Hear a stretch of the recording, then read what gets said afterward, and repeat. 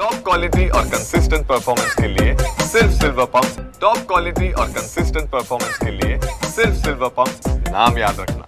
राष्ट्रवादी काँग्रेस अजित पवार यांच्या पक्षाचा आज 26वा वर्धापन दिवस आहे आणि वर्धापन दिवस जो आहे तो पुण्यातल्या बालेवाडीतल्या क्रीडा संकुलामध्ये पार पडणार आहेत। आपल्यासोबत अनिकेत तटकर आहेत। अनिकेत तटकर जी 26 वर्ष झाली पक्ष स्थापनेला, शिवाजी पार्कातल्या पहिली सभा ते आत्तापर्यंत पक्षाची संपूर्ण रुद्दंगित झालेली ही वाटचाल, दादांना आलेलं विधानसभेमधलं बळ अर्थात त्यांचं संपूर्ण नेतृत्व या विधानसभेत खुलून आलं। आता ह्यापुढची लढाई कशी असणार आहे, कारण की स्थानिक स्वराज्य संस्थांच्या निवडणुकीच्या निमित्ताने एक मोठं आव्हान तुमच्या समोर आहे। सर्वप्रथम तर तमाम माझ्या राष्ट्रवादीच्या कार्यकर्त्यांना 26व्या वर्धापन दिनाच्या अंतःकरणापासून शुभेच्छा देतो। आणि आपण म्हटलं तसं झालेल्या विधानसभेच्या निवडणुकीमध्ये दादांच्या नेतृत्वावर महाराष्ट्रातील तमाम मायबाप जनतेने शिक्कामोर्तब केलेलं आपल्याला पाहायला मिळते। आज दादांच्या नेतृत्वाखाली अनेक कार्यकर्ते त्या ठिकाणी तयार होत आहेत। पक्ष संघटना अधिक मजबूत त्या ठिकाणी होते। युवकांची फळी अधिक सक्षमपणाने काम करताना आपल्याला पाहायला मिळते। त्याच्यामुळे पुढच्या कालखंडामध्ये सुद्धा पक्ष अधिक मजबूत करण्याचा प्रयत्न दादांच्या, आदरणीय प्रफुल्लभाईंच्या, आदरणीय तटकरे साहेबांच्या, भुजबळ साहेबांच्या आणि राष्ट्रवादी काँग्रेस पक्षाच्या सर्वच नेते मंडळींच्या नेतृत्वाखाली करण्याचा आमचा मानस राहील। 2 ठाकरे एकत्र येण्याच्या चर्चा आहेत, 2 पवार एकत्र येतील असं तुम्हाला वाटतं का? वैयक्तिक तुमचं मत काय? पक्षाचं देखील वेगळं मत असेल, परंतु वैयक्तिक तुमचं मत काय? कारण की तुम्ही देखील शरद पवारांच्या सानिध्यात तुम्ही वाढलात, तुम्ही संपूर्ण राजकीय कारकीर्द तुम्ही स्वतःची घडवली। आता मात्र शरद पवार, अजित पवार दोन्ही वेगवेगळे आहेत। काय मत आहे तुमचं? दोन्ही पवारांनी एकत्र आल्यावर स्थानिक स्वराज्य संस्थेला तुमचा हात बळकट होईल? शरद पवार साहेबांच्या बाबतीत त्यांचं नेतृत्व नेहमीच आम्ही सर्वजणांनी त्यांच्या खाली काम केलेलं आहे। आता अजितदादांच्या नेतृत्वाखाली गेले 3.5-4 वर्षापासून किंबहुना त्याच्या आधीपासूनच खरं तर 26 वर्षाच्या ह्या राष्ट्रवादी काँग्रेस पक्षाच्या वाटचालीमध्ये अजितदादांचं सुद्धा योगदान मोठ्या प्रमाणावर राहिलेलं आहे। आपण जो प्रश्न विचारलात की पवार कुटुंबियांनी सोबत यायचं की नाही, कुटुंब म्हणून तो निश्चितच त्यांचा तो हे असेल, पण पक्ष म्हणून जी महायुतीमध्ये सामील होण्याचा निर्णय 3-3.5 वर्षापूर्वी त्या ठिकाणी घेण्यात आला आणि त्याच्यातनं पक्ष संघटनेला बळ दादांच्या नेतृत्वाखाली मिळालं आणि दादांचं नेतृत्वसुद्धा मगाशी मी सांगितल्याप्रमाणे गेल्या विधानसभेच्या निवडणुकीमध्ये सिद्ध झालेलं आपल्याला पाहायला मिळतंय।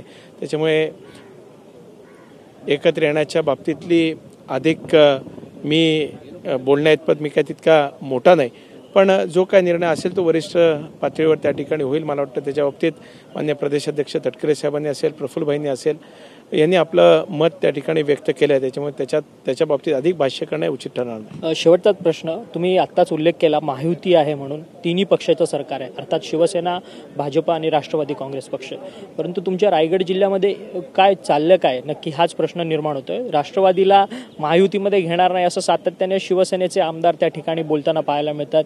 तुमचे वडील आणि रायगडचे खासदार असलेले, प्रदेशाध्यक्ष असलेले सुनील तटकरे यांच्यावरची टीका जी आहे ती खूप खालच्या पातळीची म्हणा टोकेरी भूमिका जी आहे ती या नेत्यांकडनं सातत्याने घेतली जाते। खरं तर महायुतीच्या बाबतीत ज्या काही ह्या असतील निर्णय असेल, म्हणजे येणाऱ्या जिल्हा परिषद पंचायत समितीच्या निवडणुकीच्या बाबतीत मान्य मुख्यमंत्री देवेंद्रजी असतील, मान्य एकनाथराव शिंदे साहेब असतील, मान्य अजितदादा असतील, यांनी वेळोवेळी स्पष्ट केलेले आहे की येणाऱ्या जिल्हा परिषदेच्या निवडणुका असतील, महानगरपालिकेच्या निवडणुका असतील, हे महायुती म्हणून आम्ही सामोरं जाणार आहोत। आता काही मंडळी वैयक्तिक स्वार्थापोटी काही वेगवेगळे विधानं त्या ठिकाणी करतात।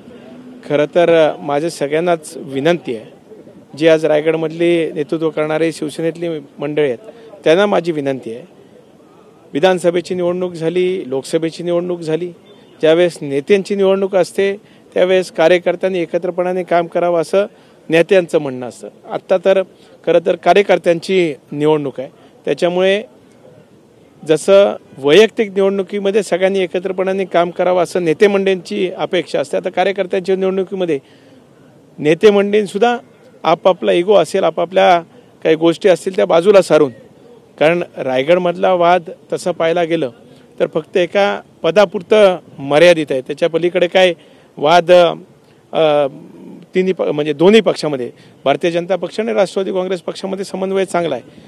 शिवसेना आणि राष्ट्रवादी काँग्रेस पक्षामध्ये सुद्धा खालच्या पातळीवरचे कार्यकर्ते आहेत जे विधानसभेमध्ये लोकसभेमध्ये एकत्रितरित्या काम केलं, त्यांच्यामध्ये सुद्धा समन्वय त्या ठिकाणी निश्चितच आहे. पण एका पदामुळेच त्या ठिकाणी थोडंसं काही वेगवेगळी टिप्पणी त्या ठिकाणी केली जाते. त्या बाबतीत मला आज काय बोलायचं नाही, कारण आज पक्षाचा वर्धापन दिन आहे.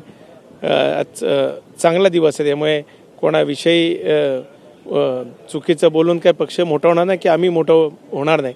त्यामुळे पुढच्या कालखंडामध्ये जी समोरची आज शिवसेनेचे नेते मंडळी जी टीका टिप्पणी तटकरे साहेबांवर करतात किंवा राष्ट्रवादी काँग्रेसवर पक्षावर करतात, त्यांनी थोडंसं आवर्त घ्यावं एवढीच माझी त्यांना विनंती राहील.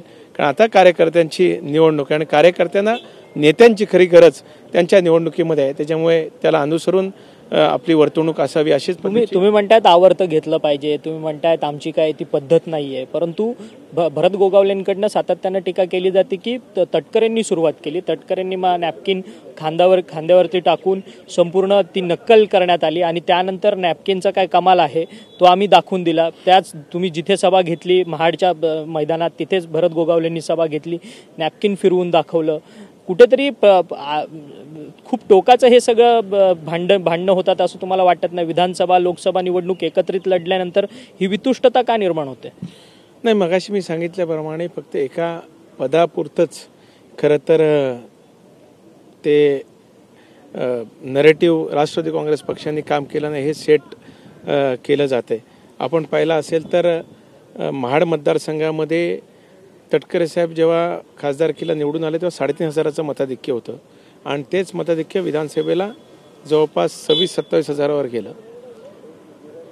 अलिबाग मतदारसंघात सुद्धा तटकरे साहेबांना 48,000चं साधारणपणाने मताधिक्य मिळालं आणि विधानसभेला महेंद्र दळवी साहेबांना काहीतरी 36,000च्या आसपासचं मताधिक्य मिळालं. पण त्यावेळेस भारतीय जनता पक्षात बंडखोरी त्या ठिकाणी त्या मतदारसंघामध्ये झाली आणि तिथले सहकारी हे अपक्ष म्हणून लढले. त्याच्यात राष्ट्रवादीचं कुठलंच काय हात नव्हता, तरीसुद्धा राष्ट्रवादीला त्या ठिकाणी बदनाम केलं गेलं.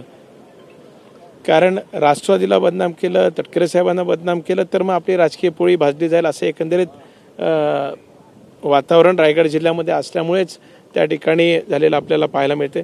तसं तर महेंद्र थोरवेंच्या मतदारसंघामध्ये आमचा कुठलाच काही हे नव्हता, कारण लोकसभेला त्यांनी काही तटकरे साहेबांचं काम केलेलं नव्हतं का विधानसभेला आम्ही तिकडे जाऊन काय वेगळं करण्याचा काय आमच्याकडनं प्रयत्न झालेला नव्हता.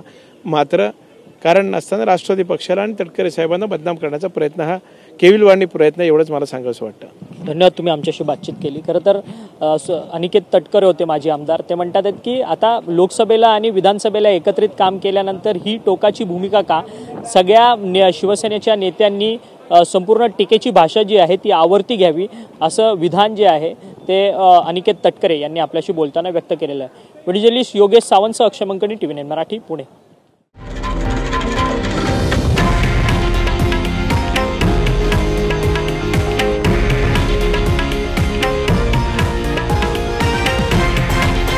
हे आहे देशातील नंबर 1 न्यूज नेटवर्क आणि आपण पाहत आहात TV9 मराठी, एकमेव.